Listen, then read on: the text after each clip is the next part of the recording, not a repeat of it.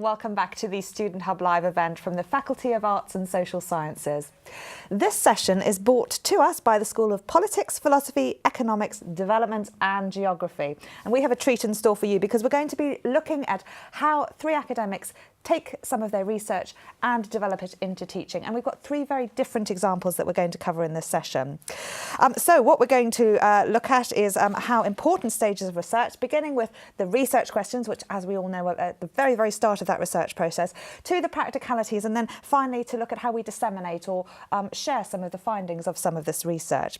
So I'm joined by Tendai and John and Parvati from the faculty, who are going to discuss some of their own research as specific case studies. But ultimately, what we're focusing on here is teaching. And so while some of the research findings, as you know, might be included in some of your modules, and as we've just discussed before, there are various ways that happens, we want to draw parallels in this session to the way that both researchers and students identify what really matters and how they go through the process of investigating all of this. So, Tendai, I wonder if you could explain firstly what we mean by some of these parallels. What are some of the things that academic researchers will be doing that students will also be doing in terms of their inquiry? Yeah, thanks. Actually, so first of all, there's the research itself and communicating research.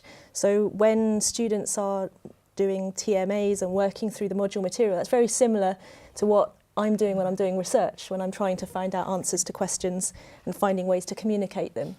And then also there's the content of the work itself. So when I'm finding out new answers to things and working with colleagues who have come up with new ways of understanding things, we're communicating them to students as well. So there's different ways in which the students and the researchers are working together, really, in the same activity. And what about sharing some of those researchers? Are there any parallels in terms of what students are finding when they're sort of evaluating some of the things that they're reading about? So do you mean in terms of what you might write? Yeah. So I guess maybe what I might respond is I'm trying to learn myself as a researcher new ways of communicating to a wider audience and to different types of audience. And when I'm designing TMAs, for example, I try to design ways in which students can be learning to communicate what they've been studying to different types of audience, to write in different ways. So we're all going through these similar processes of, I guess, trying to identify what the questions are that need answering, how we might go about doing that, and then how we might answer some of those questions. But also a point that I'd really like to touch on later is those various different formats in terms of how we might do that, the different styles of writing and the different things that students might see when, you know, being asked to do a blog or a poster or something like that. There's often a method to that madness, as it may seem at the time. I should just point out for everyone at home that we've got some widgets here that we'd like you to fill in, please. For those of you who haven't done these before, you just click on the one that you'd like to vote on, and these are all just interactive voting tools. We should have, there's a continuum, safe food at a high price or low cost with a risk of disease. So we'd like to see where your views are on that particular continuum. We also, as we're going to talk about in our next section, want to know what you think. Who is a migrant? So there are three words there. If you can only think of one or two, that's absolutely fine. Just put a full stop in so that your results will send. And also, I see my academic development mainly in terms of, those could be three words, any sort of thing you think. How are you developing your own academic work? And are there any things in here that are inspiring you or highlighting some of the aspects that you yourself are working on also? Okay, so thank you very much for that, and we'll return to those areas, as I said, later. But Parvati, I'd like to talk to you first, because you're dealing with some very, well, a lot of different projects. So can you briefly tell us what you're doing at the moment in the area of migration? Right, so I have got different projects that I'm currently working on. One of them, which is just coming to completion, is something on gender, migration and the IT sector. Perhaps surprisingly, there are a lot more women in IT in India than there are in the UK, and technology like IT as well as gender equity are often seen as things which are seen in the West rather than in India. But when you bring them together and you look that there are actually more women in IT and far more, maybe double the number of women in IT in India than there are in the UK, then that's often quite surprising. This is really quite a crucial issue because of Brexit, for instance. We've got possibilities of numbers of, European migrants who might leave in the IT sector. We don't know where that's, where the number of people who are going to work in technology are going to come from. So how do we address the digital skills gap by improving the number of women in IT, and what can we learn from both from comparing with India, but also from migrant women who've come here and then faced what they were very surprised to find was a very male-dominated work environment. So that's one project which we've been looking at, and then how to help women to actually move in a globalizing technological industry. The second has been on international distance education students, which I think is really quite interesting. And it's because I'm at the Open University that I've been able to do this, which is to compare the students' experiences with that of students in the University of South Africa, who are staying in their own countries but still doing distance education at UNISA. UNISA is huge. It's got probably just over double the number of students that we have at the Open University. And it performs a very important function because it enables social mobility, enables a lot of people from very poor countries, sometimes countries with few educational opportunities, to access education at a distance, very much in the spirit that the OU does. So I've been looking at that and what that means for international student mobility, and looking at, do those students then use this opportunity to study to move out of the continent, or does it help to retain students in the continent, right? So addressing a common term, brain drain. So that's a couple of the projects that I've been interested in. A third one, which I had finished a few years ago, was looking at the National Health Service. Again, an institution which is seen as central to the formation of the British national identity, but hugely populated by migrants, nurses, doctors, and really arguing that these migrants are crucial, international migrants are crucial to the formation of a national institution. And in doing so, what I wanted to do was to bring together 3 analytical tactics. One of them is to compare between India and the UK in the gender and migration IT sector project. One, in the students one, is again to do some comparison, but also to look at what can be achieved at a distance, right?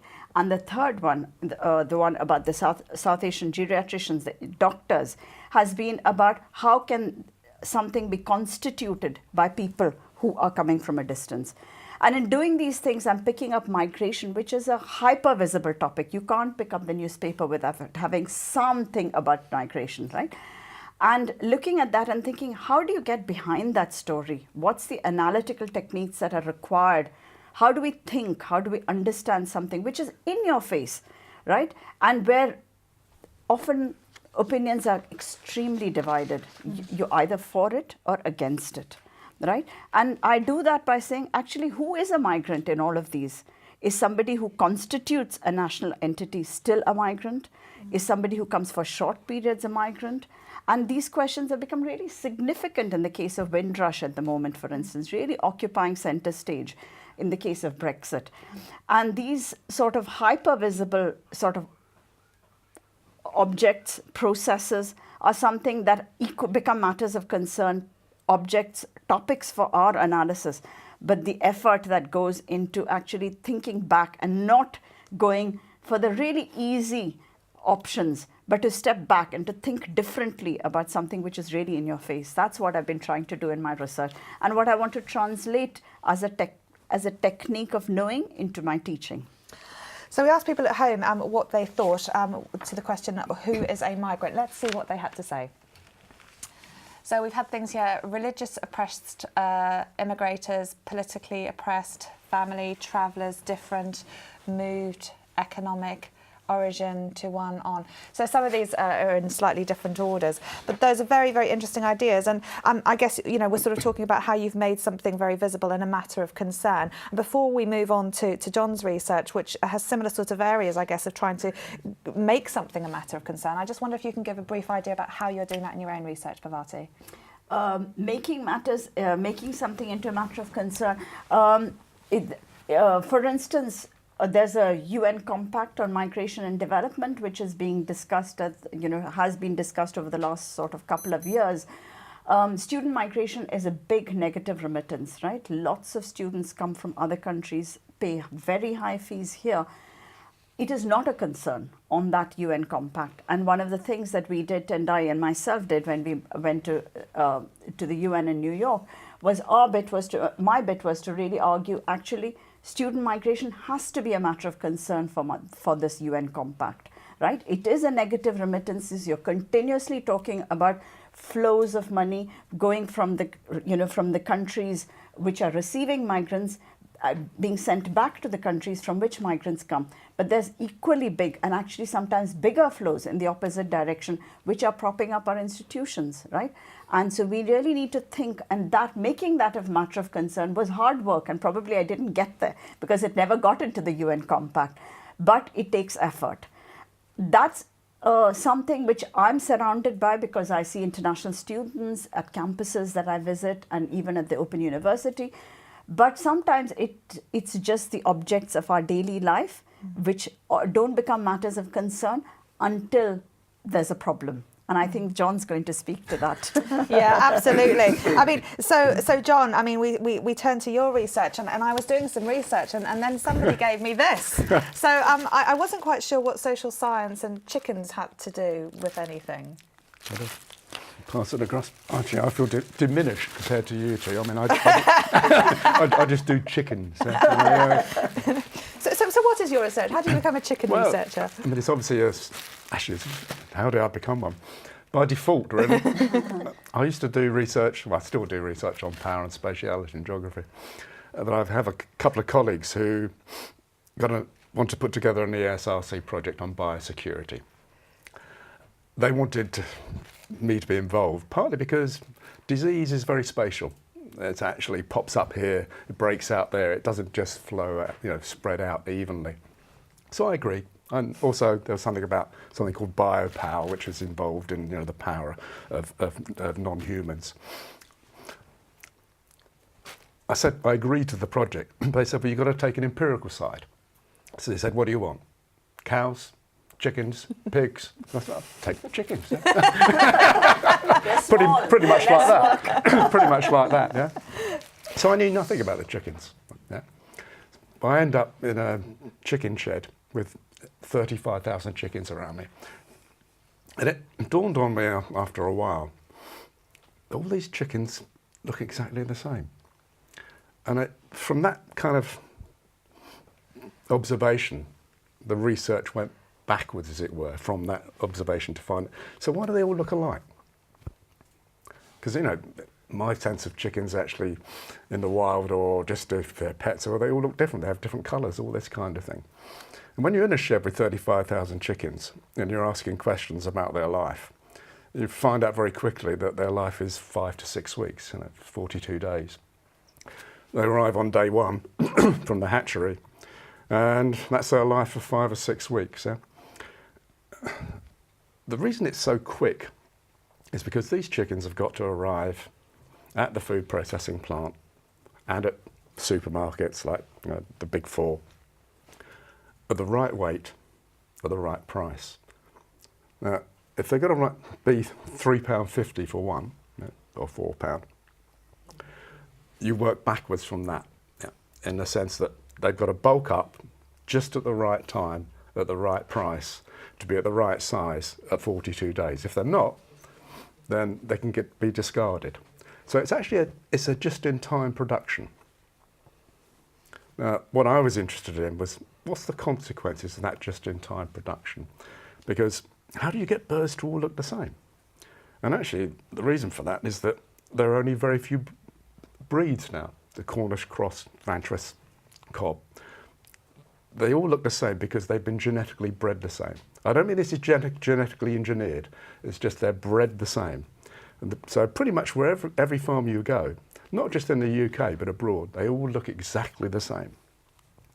One of the consequences of that, this is where the research came in a sense, was when you breed for an accelerated growth for 42 days and you breed for the breast.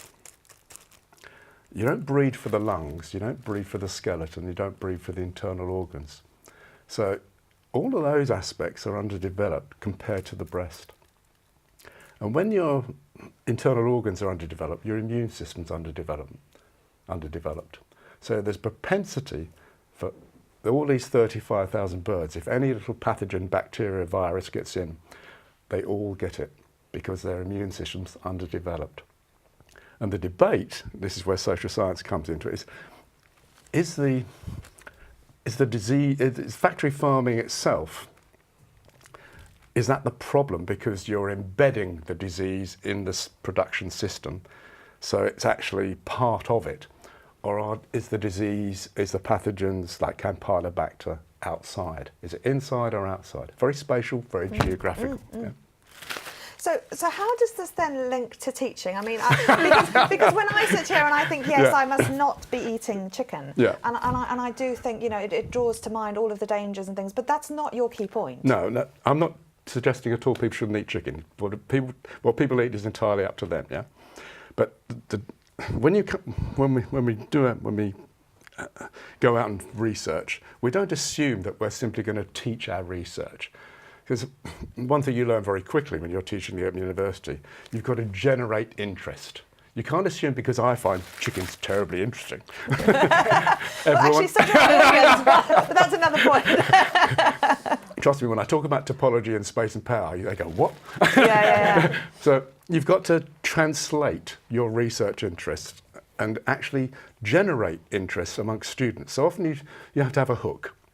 By hook, I mean an example that says, well, you know, something about curiosity. What's that about? So what I came across when I'm writing on a recent course, this course Bhavati and I are writing on DD213 Environment and Society, which comes out this year. Exactly the time I was writing, a bunch of geologists who they're part of a working group on the Anthropocene. Yeah?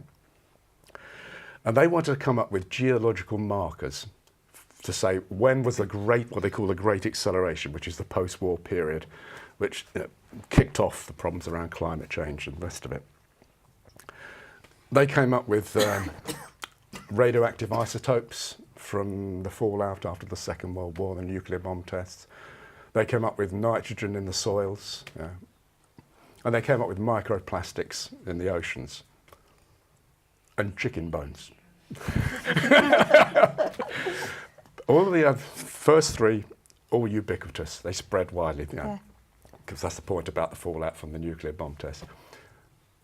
The reason they went for chicken bones is precisely because all the chickens pretty much across the world are all the same kind now. So when the fossils are laid down, it's the chicken bone laid down from a chicken that pre-1945 would have been a great diversity, biological diversity, but because of intensive factory farming, you've got pretty much the same bird at the same time. So I used the example of the Anthropocene and chickens to say, what's that about? And then you teach through curiosity. I mean, I did the same when I was working on DD102. I wrote about power and supermarkets. Now, I don't do research on supermarkets, but I do research on power.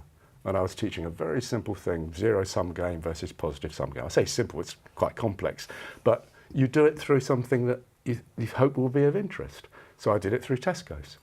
Do they actually undermine the high street or not? If they do, it's a zero-sum game. If they bring in footfall, then effectively it's a positive-sum game. So you don't teach research, you translate it for the students itself. So you don't make things simple, you simplify. And it's a wonderful example because I tutor on DD102 and it's one of the chapters that students really love because they get it, they can see something, they go to supermarkets. And I think you're so right, some of these abstract concepts are really, really difficult to communicate, and by doing it with these hooks people can make sense of it, which is wonderful. But I guess you have quite a different challenge because you're researching very abstract concepts, Tendai. Well, actually, possibly not.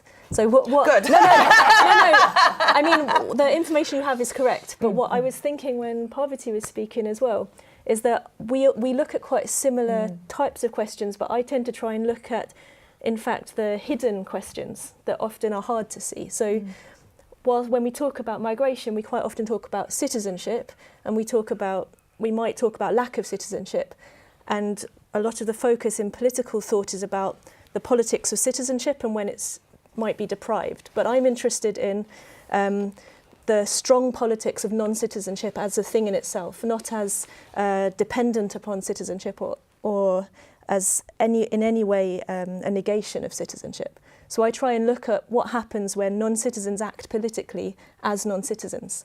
And that can be very abstract, and I work in political theory, but it also can be very real, and I work in kind of international politics as well. So as Parvati mentioned, I've been following for some years the UN processes around global migration policy. And one of the things I've been looking at in that is how non-citizen networks and non-citizen civil society groups are engaging in international political processes, not as citizens and not as NGOs, but as non-citizens, as people who have a very particular type of relationship with states and with the international system. And there's quite strong political power in that, but it's often hidden because it doesn't fit into the traditional discourse of citizenship.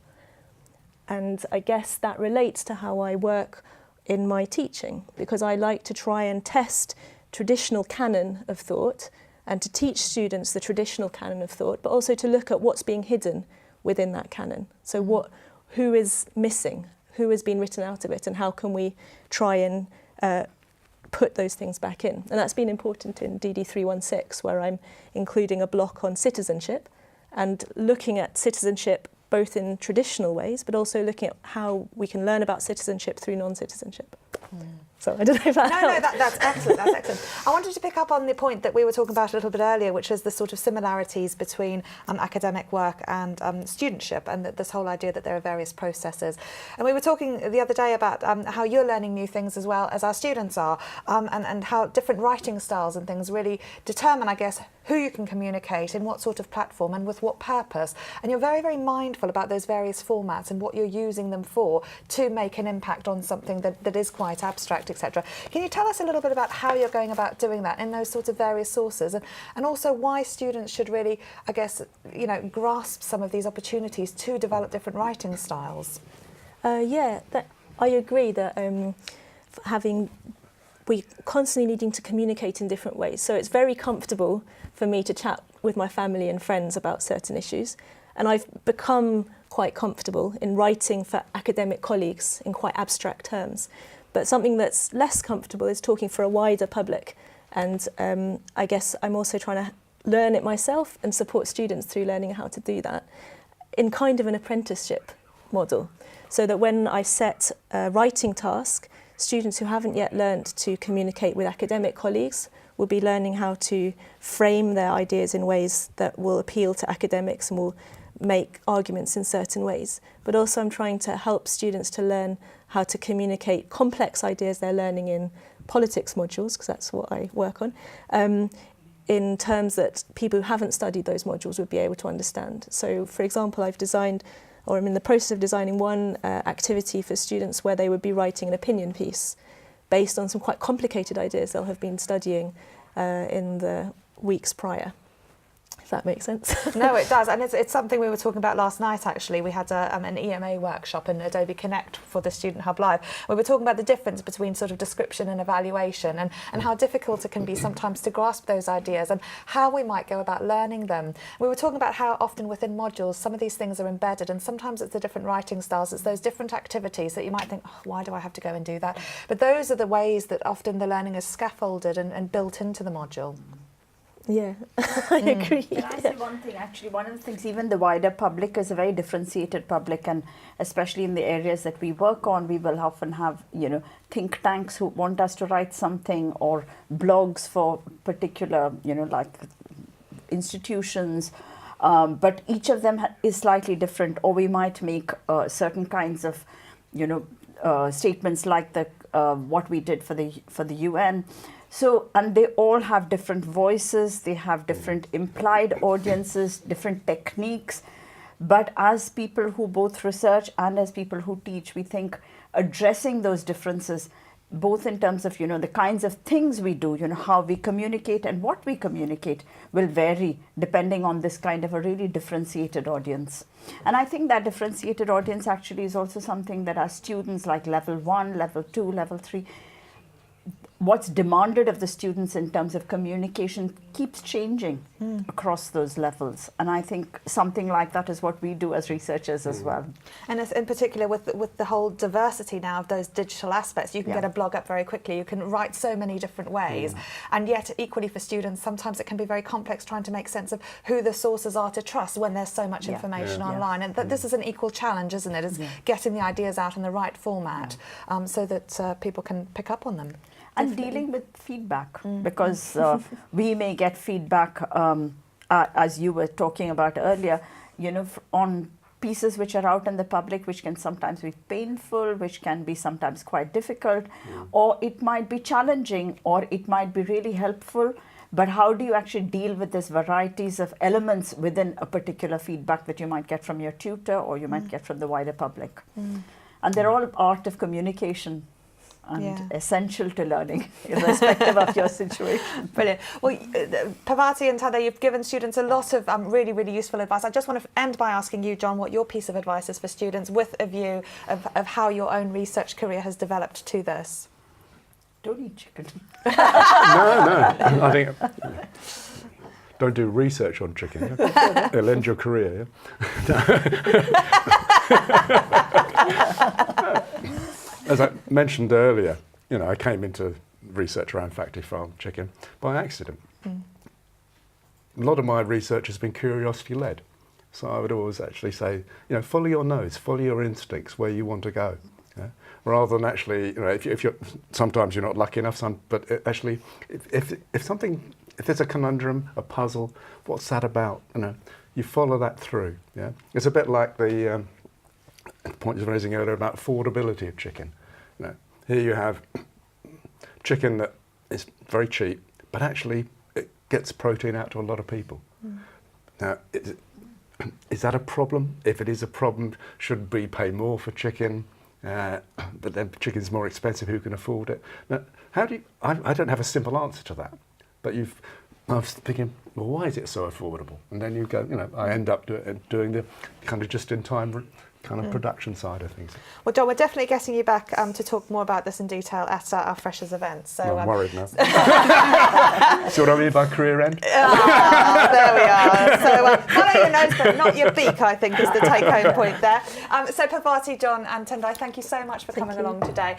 We will come back to the hot desk and see what you have been talking about at home also. But we're going to show a video now, which is Derek Matravis talking about Should We Risk Lives from the philosophy department. And then we'll be back to talk about some psychology on digital mothering in about 5 minutes. So we'll see you then.